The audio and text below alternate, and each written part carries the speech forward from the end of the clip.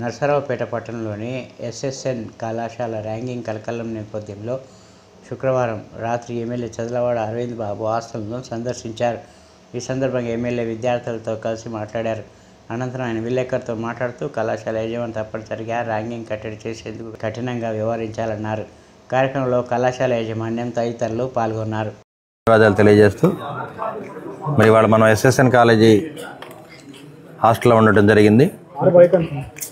మరి 2 రోజుల క్రితం ఒక వీడియో బయటికి రావడం జరిగింది.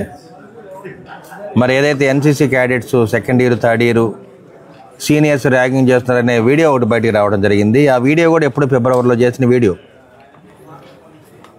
మరి ఆ వీడియోలో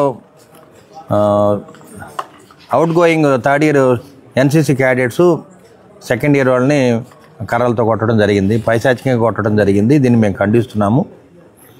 మరి ఇటువంటి ర్యాగింగ్ అనేది పునరావృతం కాకుండా కాలేజీ యాజమాన్యం కూడా ప్రిన్సిపాల్ గారికి ఒక అల్టిమేటం జారీ చేయడం జరిగింది.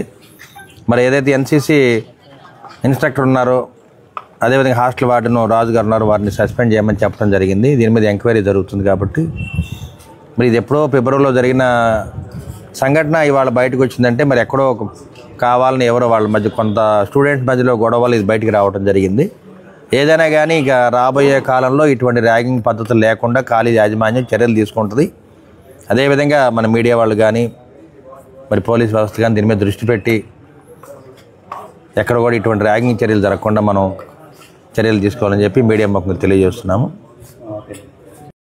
వాళ్ళ యాజమాన్యం కలెక్టర్ గారు మీటింగ్ పెట్టడం జరిగింది, ఎస్పీ గారు పెట్టడం జరిగింది. ఎక్కడైతే ఇటువంటి చర్యలు మరి ర్యాగింగ్ చర్యలు కొన్ని తెలియకుండా జరుగుతుంటాయి కాబట్టి కాలేజీ యాజమాన్యం కూడా దృష్టి పెట్టాలి. ఎందుకంటే ఎక్కువగా టీచర్లు కాలేజీ యాజమాన్యం లేనప్పుడే జరుగుతుంటాయి, నైట్ టైం హాస్టల్స్ జరుగుతుంటాయి. కాబట్టి దాని మీద తప్పనిసరిగా దృష్టి పెట్టి తగిన చర్యలు తీసుకోమని చెప్పి ఎస్పీ గారిని అదేవిధంగా కాలేజీ యాజమాన్యాన్ని కూడా కోరుతున్నాము.